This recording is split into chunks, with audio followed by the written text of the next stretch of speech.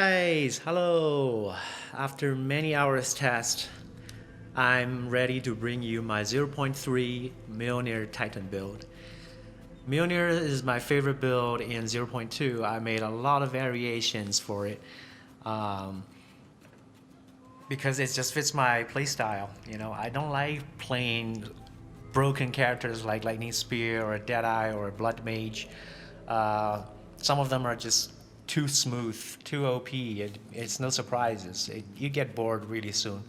What I like about Mjölnir build, or the builds that I make around it, is it's strong enough to do all contents. It's a very well balanced build. It's strong enough to do all contents. It's every map, every fight is never exactly the same. You still have to be careful sometimes, you know, and it surprises you. You don't know where you're going to be teleported to next. It could be a very powerful single target that you have to dodge a few times and do some other tricks. And there are the mapping. It's a balance between not to struggle too much, but also a little bit challenging, and it's not that predictable what you're gonna experience next. I also don't like dying, so my character in this build has enough survivability to face everything. First, I want to talk about the difference between 0.2 and 0.3. 0.2 and 0.3. The build Mjölnir, I found out, is much better actually in 0.3, because in 0.2 you're triggering, the most popular build around it is using Earthquake. Using Earthquake, but for Earthquake to work, you have to grab all these not increase, where is that one? Reduce skill effect duration in order to make the aftershock happen faster. You have to go all the way up to grab these knots. You know, there are no keystones around to help you grab those. And you have to grab these. So that's a lot of knots wasted just to get there. And also Earthquake has really bad single target damage. So even if they don't nerf it, of course it got nerfed to the ground. This chapter with the area of effect. Now it's very tiny. But even if they don't nerf it, it wouldn't be the best choice in 0.3. In 0.3, a new mechanism added is the Fissure, and the Fissure, I have a good news for you guys. The Fissure, all the fissures count as melee, and is going to feed energy into Thunder God's Wrath. Because Thunder God's Wrath, the melee attacks will gain energy through melee attacks. So you want to pop your screen full of fissures, and every fissure and the aftershock will count as melee attack and will feed energy to trigger the lightning spell. So that makes up for the damage without the Deepest Tower. Deepest Tower was the reason that Earthquake worked damage-wise, because Earthquake has really low damage. And in 0.3, even though we have the Viper cap to make the surrounding damage, but it's not nearly enough to make up for the Deepest Tower damage. But they added the Fissure system to make up for that. So you'll see in a minute how powerful it is. The skills we use to trigger the lightning spells are Earthshatter and Volcanic Fissure. Both Fissure skills. They are way better. Why? Because they attack much faster, and you don't need to wait for the aftershock time like you did in Earthquake. And because we're using single Mjölnir, the speed, the attack speed is way faster than dual weapon. So, see? All that Fissure aftershock is going to trigger the feed energy to the melee skill. This is one hit, with its own aftershock, which I boosted its chance to be 100%. That's 2 melee strike. And then you hit this one, the Earthshatter. It's gonna trigger all that fissure, and it's gonna have its own aftershock to trigger all those fissures again. So that's like 3 times or 4 times more fissure trigger. And if you put down Forged Hammer, that's even more fissure. See? Easily full screen fissures. You don't need to scale any after effect, area of attack. It's just easily full screen. Also, we don't use Giant's Blood, so we save a skill point. We get all the strength bonus back. You get more health, and you don't need to fulfill the ridiculous requirement for strength and intelligence. You don't need to use that glove. You can use a much better glove. You don't need to use that unique glove to ignore the intelligence requirements from Mjölnir. So it's all working pretty good. The reason I don't use 2 Mjölnir, because 2 Mjölnir actually another 5 level or 4 levels of lightning skills is gonna greatly boost the lightning spell damage, but one, it slows it down, the dual wheel. It's like 30% less attack speed. I don't like that. And you lose a shield, which gives you a fuck ton of defense. Now let's go into the details, how I set up my gems. First, let's talk about the most important thing, the main damage source for mapping and bossing. It's the Thunder God's Wrath lightning spells. You're gonna want to scale these skills as much as possible. The best I can do for now is 29. There is 1 from Corruption. There's 5 from the weapon. And there's 3 spell skills from the amulet. You can get another 4 or 5 from Mjölnir, but we talked about that.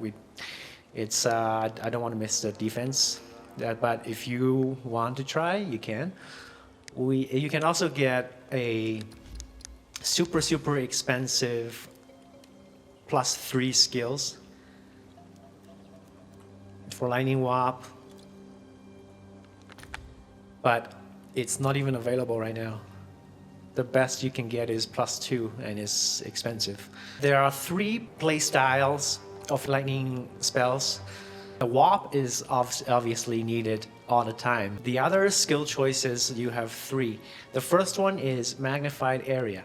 If you put this one, then the energy, you only need to reach to 50 to trigger the skill. So it happens a lot more faster. This one is the best if you are going to, if you want to teleport more often. If you want to teleport more often, that's one choice. That'll happen a lot more. So if your playstyle is fast mapping and you have enough damage, this is one way to do it. This is option 1 with magnified area, so it covers a larger area. The second option is arc.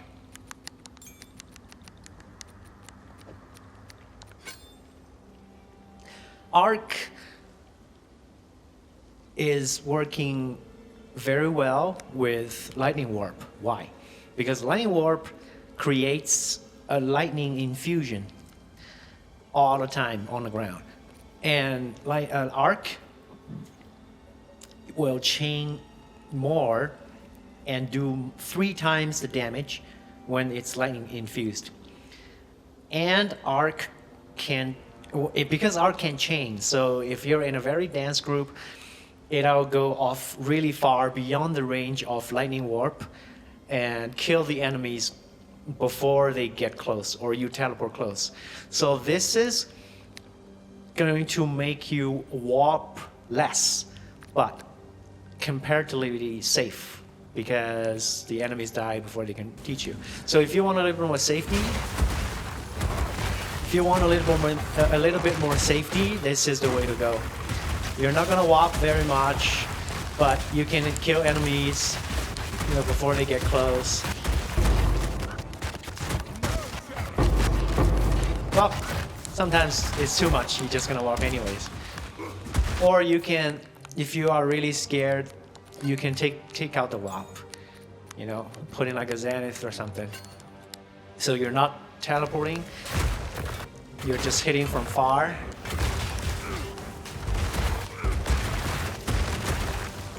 And those little lightning are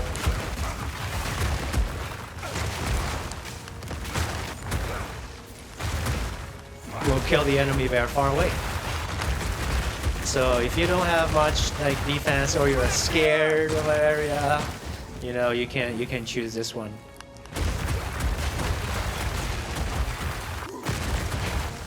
See those little lightning chains? So that's one. That's the way to do it. And option 3 is the old technique we use, ball lightning. Every ball lightning will guarantee a warp when the energy reaches. Good thing is you're warping a lot more to the ball lightning, not the mobs. So the damage is a lot better because lightning warp is the most has the most damage as a lightning spell. Is the highest damage. This is better. This is good if your playstyle is very aggressive, and if you meet a single target, this is going to stay with the single target until the single target is dead. And also for every boss, pinnacle boss or map boss, you should set it up like this for maximum damage. The downside is sometimes the ball lightning will go in a different direction. You want to go up, but you end up warping to a ball lightning going down. It can get a little bit more chaotic, but this is the most damage setup. If you want to, you know. And sometimes walking like crazy isn't necessarily a bad idea. It can get you out of danger zones, especially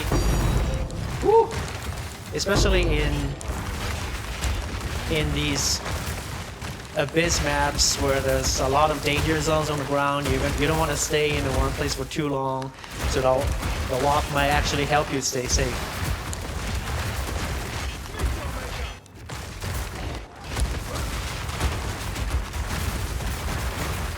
See how see how it stays on a single target until it keep warping back to it until it's dead. So, and it dies so fast because you stick to it. And without this one, with arc, it's a little bit less damage. Arc is really just for a massive area damage. And if you don't use arc, you use this one. That's the single target is going to be a little challenging for you. But you can still do it because there are other ways to deal with a single target, which is the Earthshatter and its explosion technique we're coming to. So those are the 3 choices you can have with the lightning skill setup. They are all pretty good, and they're all it depends on your playstyle, it depends on the situation. But the one thing you need to keep in mind is make sure all of them are scaled as high level as possible for maximum damage. And for the other 2 jewels, you use this one to gain more energy, and this expensive new lineage jewel, Rakiata's Flow, is for any situations. With this support gem, you're gonna want the mobs to have the highest resistance possible, because the more resistance they have, the more damage you do. And for Pinnacle Boss, I take out this one because the Pinnacle Boss have, you know, you're gonna gain a lot of energy because they have so much power. It's gonna trigger every strike anyways, and you can use Zenith on in place in this one's. I'm sorry about my language today. I'm a little broken.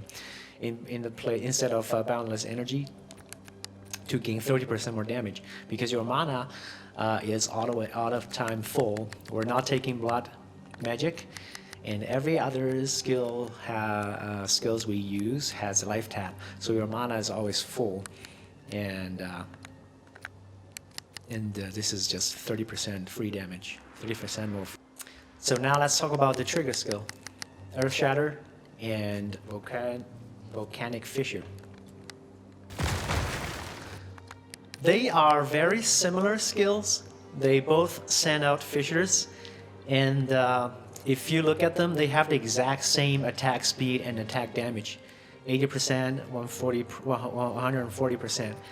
Volcanic Fissure same, 80% of 140%. But the setup is different. For Volcanic Fissure, I use this baby. So one hit, half the screen is full of fissure. You hit again, the other half is full of fissures.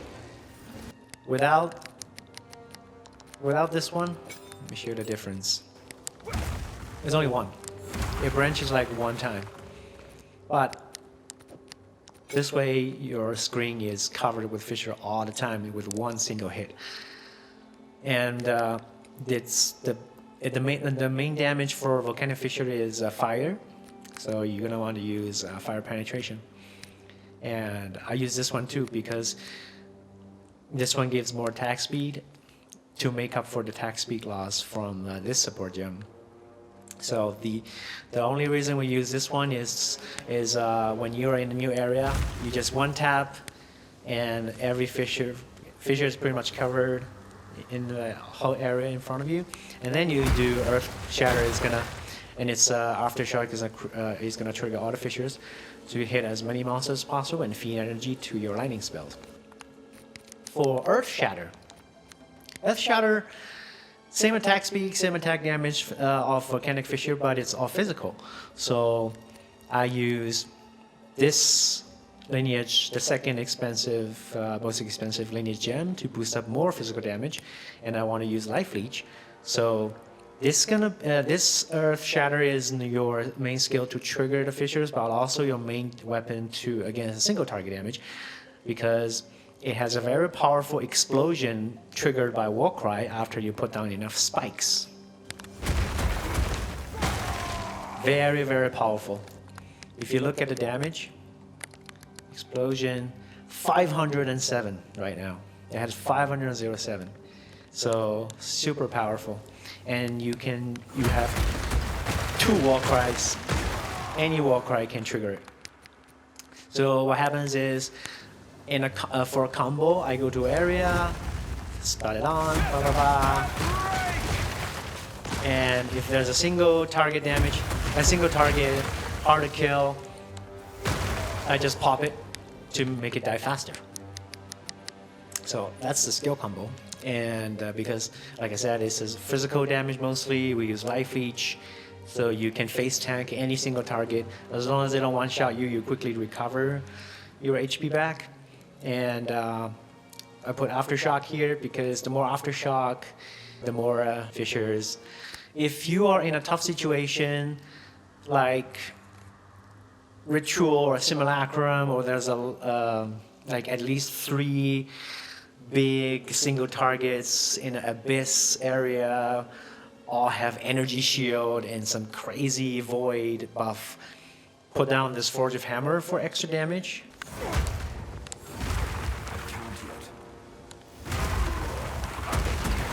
See, now you have triple fissures.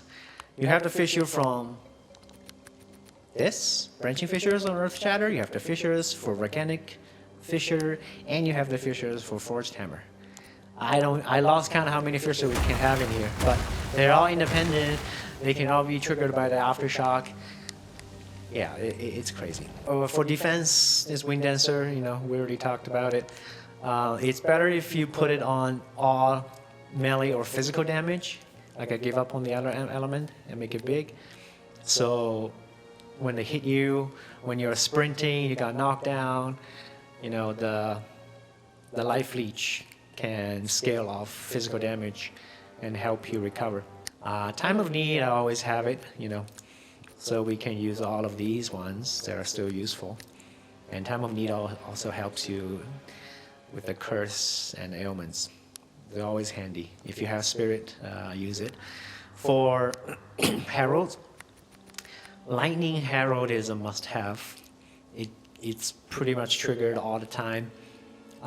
It's also getting the benefits from the lightning skills on your Mjölnir. And because you're shocking the enemy all the time with your lightning spells, you know, this one is constantly on, so a lot of extra damage. Heart of Ash is not really needed. I just don't really have anything else to put in here. For passives, we are still keeping all the ancestrally boosted nods for maximum damage and area of effect, because we're not investing any other points into area of effect anymore, like these ones, because they're only applying for the attacks, not the lightning spells. So, and for the attacks, the Fissure is gonna hit enemies anyways. We don't really need area effect for that. So we're not investing anything on area of effect, but Ancestral Boost is too good to OP in this 0.3. So we're still keeping those ones. And we have all the Aftershock nods, and this cluster is just a cluster in general. I still keep this one because you want a balance between attack damage and spell lightning damage. In this one, it's a hybrid build.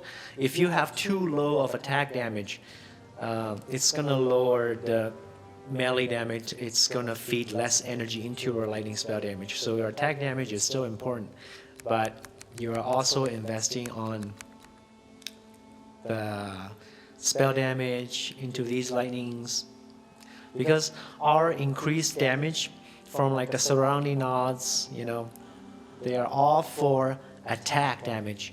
So our lightning damage increase pool is very low. It hasn't reached the diminishing point yet. So if you invest a couple of them into lightning damage, into triggered damage, you know, these nods, trigger spell damage. Also on the ring, I have trigger spell damage. Then initially it's gonna greatly improve your lightning spell damage until you pass the total pool of like 400 or 500%. Then it starts to have diminishing returns. But initially, you know, because all these damage increases are for attacks only. So have a few on the lightning is gonna balance it out. Proper defense, I grab as much armors as I can, even this new jewel, you know, because I have so much small nodes here, and every one of them is gonna give me armor. These are a must-have, I think, for both armor and elemental. Right now my defense is 88 armor, it's almost maxing out. Let me make I'm going to upgrade my shield and probably my armor. They're kind of shitty right now, because I just spent all the money fixing my boots and gloves. I crafted both of them. Actually, I think I bought this one, and I crafted the gloves myself. Got lucky. This gloves only cost me 17 divines to craft. Oh man, got all the T1s I need mostly. Yeah, I'm gonna get more armor to boost my armor to a 90% at least, and elemental reduction against his close to 90% too. We still have this nods, so you can hit more enemies, and I still have the speed nods. Yeah, these are really good to handle all kinds of terrains and debuffs and chill ground, you know, because you're a melee class after all. If you're slowed down at some point, you can get destroyed. We don't want that to happen. These ones that we talked about in the last build, it's gonna double the armor on your glove, you know. Every armor on your glove you have, you gain the evasion rating, and then this knot is gonna convert all that evasion rating to armor. So these two combined has a lot of armor together. And these are just standard. I invest a little bit on the attack speed still in here. And this one also to help with the mapping. And this one just to get those triggered spell nods up here.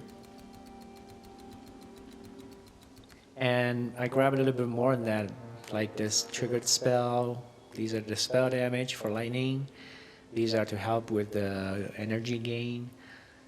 And this is just, these two are just extra free damage. You only need to spend one nod, you get 11% extra nod, you get 16% of extra damage here, you know, 8% of cold, because you're constantly shocking enemies with a lightning spell, so you always are applying that 8% of extra cold damage, and and when you apply the cold damage, they're gonna be chilled, so your lightning damage is also going to apply another 8%.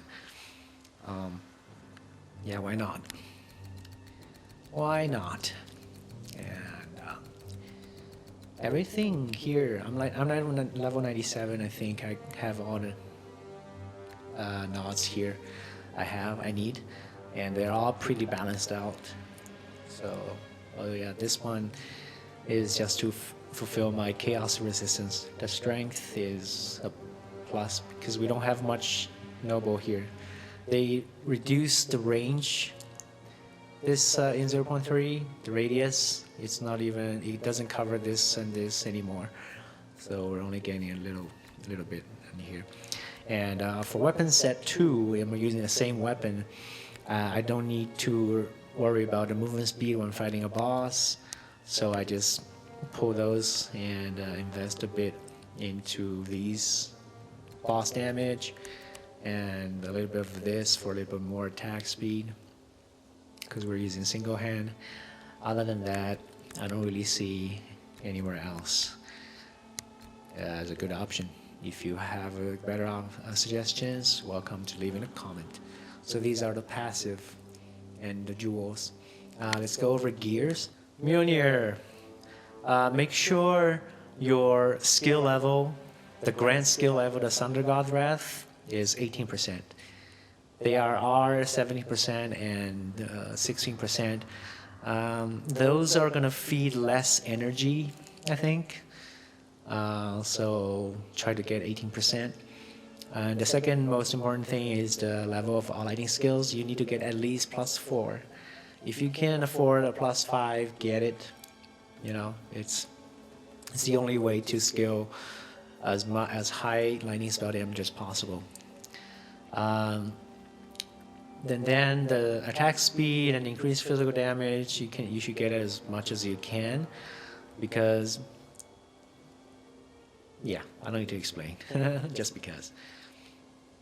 This one I think everybody knows already. This is, yeah, make sure this is 5 or 6 instead of 4, so you don't need any enemy in the area to make the surrounding knots work. I think I'm gonna upgrade it to another socket so I can have more defense. For amulet, get as much life and armor as you can. And the rest, oh yeah, the spell skills, make sure it's +3. It's gonna boost up your lightning damage, lightning spells. Because lightning spells is more than the physical spells, especially for bossing, so get spell damage instead of melee skills. The rest is just defense.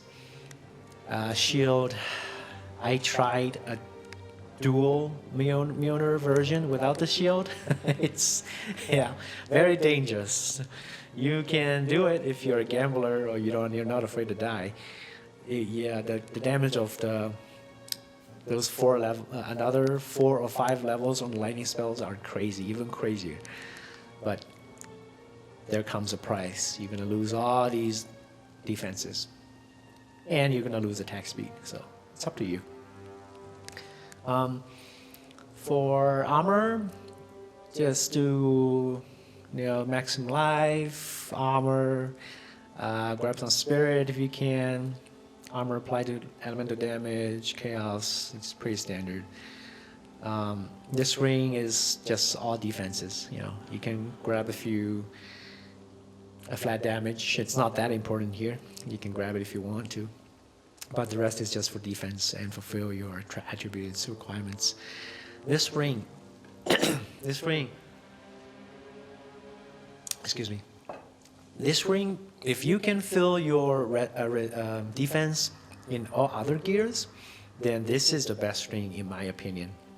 If you have better knowledge, you can welcome to leave in a comment. This abyssal ring, the inflict abyssal wasting on hit, that's useless, but it gives you a fuck ton of maximum life. It gives you a lot of attack speed. Okay, not a lot. I have 150 spirit right now. If you have spirit on the amulet, you can bump your spirit to 200, which means another 10% increased attack speed. More magnitude of shock. This one can be zapped into 25%. That's just more lightning damage. And triggered spells, it can go up to 40% increased spell damage. So I think these are the best combo for this build.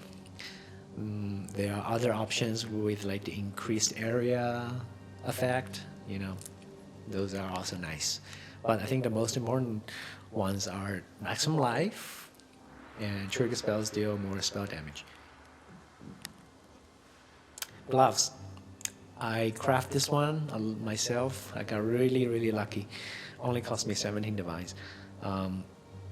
It's just give you a lot of attack speed. And I got a little bit unlucky in the last line because I really want this physical damage to attacks line to be armor, but I didn't get it. I want this one to be armor, so this armor can go up a little more, and it's gonna double it through the nodes we just talked about, these two. So while you are crafting or getting a 2-socket or 3-socket glove, try to get as much armor on it as you can, because whatever you're getting, you're doubling it. Hunter's Belt. Yeah, this one is, the price keeps going up, right? But grab it when you can. Boots. I set up my boots with 10% increased movement speed and reduce the slowing effect, because because right now I set it up like this with the passive nodes. I have 10% movement speed reduction on the chill ground. That's the main. I think that's the main slowing effect that everybody is worried about. Yeah, the other ones are just curses and debuffs. But the chill ground is an annoying one, and you don't want to miss it because chill ground contribute to rarity on the waystone. If you are ignoring that one, like this one, if you're ignoring that one or throw it out, you're going to lose some item rarity, and you don't want to do that. So if I'm getting the second socket also to be the reduced slowing effect, that's going to completely neutralize the chill effect to 0. But that 10% is the same as gaining 10% movement speed here. And this 10% movement speed is going to apply to every other place without the chill ground. So on the chill ground, having it set up like this or having it with all slowing effect reduction is the same. But I set up like this, so on the non-chill ground, I gain 10% movement speed. If you have other ways to neutralize the slowing effect more, you can get to movement speed. It's still the most expensive rune right now. So, yeah. And the rest is just for armor and resistance and the 100% increased effect sockets.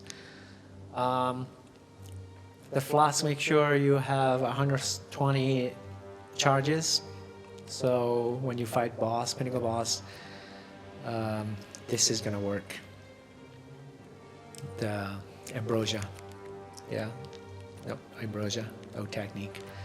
One more reminder, when you're getting a corrupted Mjölnir, watch out for the requirements, because some of them has these two corrupted to the worst direction, and they have like over 200 requirement for intelligence or something like that. So be careful. Otherwise, you're gonna have to find other ways to fulfill your attributes, which is all going to be coming from your strength, which means reducing your maximum health. For T4 bosses, like I showed in my last video, you're gonna want to put lightning ball here and lightning warp. So they are the main weapon against T4 bosses. Replace this one with Zenith in here, you know, and you can put this one in Forged Hammer to maximize. Yeah, you replace the life tap to maximize the damage, because I think 40% or if not 50% of the damage for Pinnacle boss come from your Forged Hammer Fissure. It's 200, almost 200% attack damage. So do that. Do this for Pinnacle boss.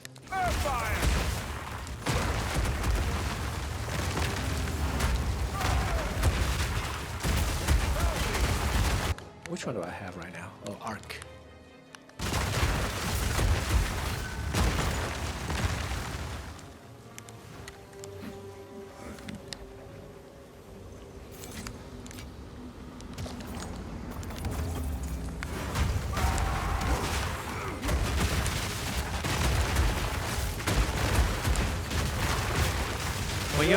Mjölnir is the first weapon I bought after the campaign in this one. And because I knew at some point I want to make this build work, because I just love it so much in 0.2. I wonder if I can make it work in 0.3. At first, I tested in the standard league, you know, without Deepest Tower. The damage is really disappointing. Couldn't make it work. But now everything, now I figured out how to make it work. I'm very happy.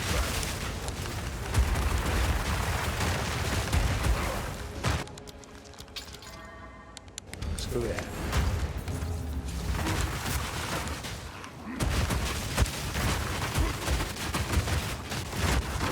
Very happy to make it work.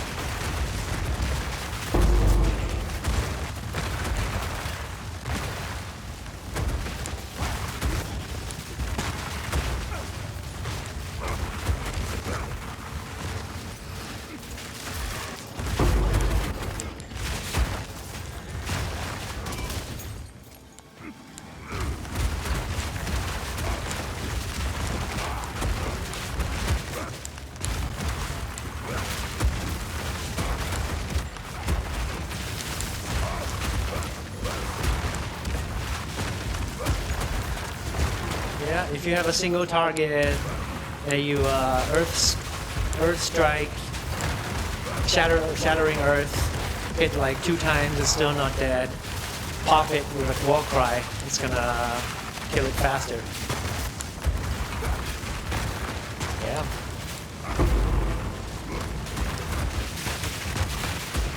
You see that lightning arc expanding all the way to the beyond the screen. So with the arc, you see they're all chaining behind it. This is a safer way to map. So those mobs far away is dead before they can reach you, or before you teleport to them.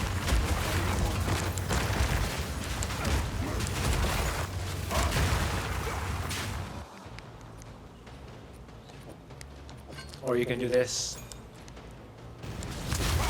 You teleport a bit more often. but you lose the but you lose a bit of damage because the lightning warp only work now when their life reached a low point.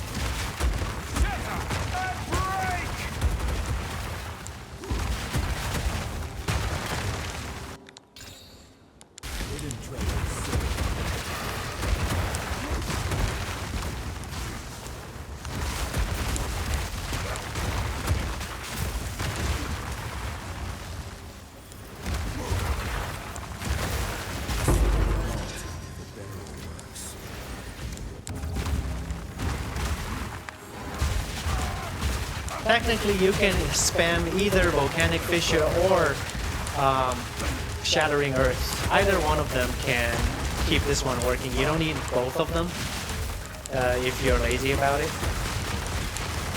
But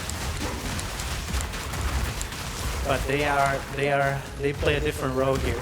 One is to cover the ground with maximum number of fissure. The other is damage. So it's your choice.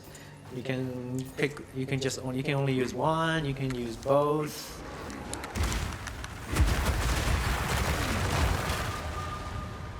That's why I liked about this build like this. You know, it makes you grind. The developer name is Grinding Gear Games. He needs to grind to make the game more interesting and keep you going. To find your favorite style. You know, there's no best build, and they're all different. And you can test these out to find all these feedbacks are gonna drive you to play more. Yeah, I don't like Lightning Spear. It's just it feels like cheating, you know. It's just like one of those gacha games when you cheat, you enjoy the dopamine thrill for like 5 minutes, and then there's nothing more. But spending time and effort figuring out these things, how they work differently, is very rewarding in a long term, I think.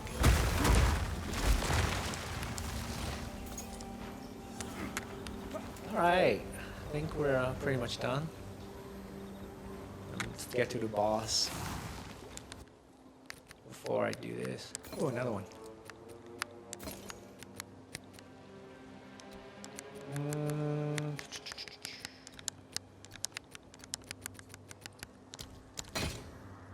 Oh yeah. Good stuff. Good stuff. Where's the boss?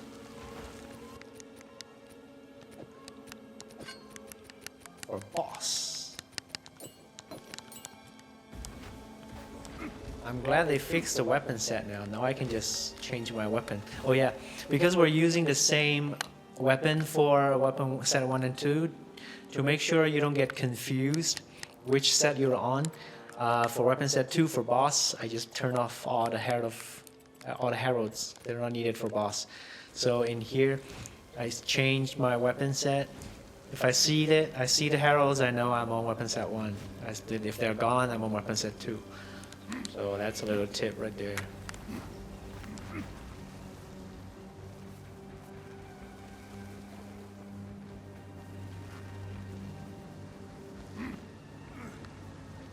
Come on, snake.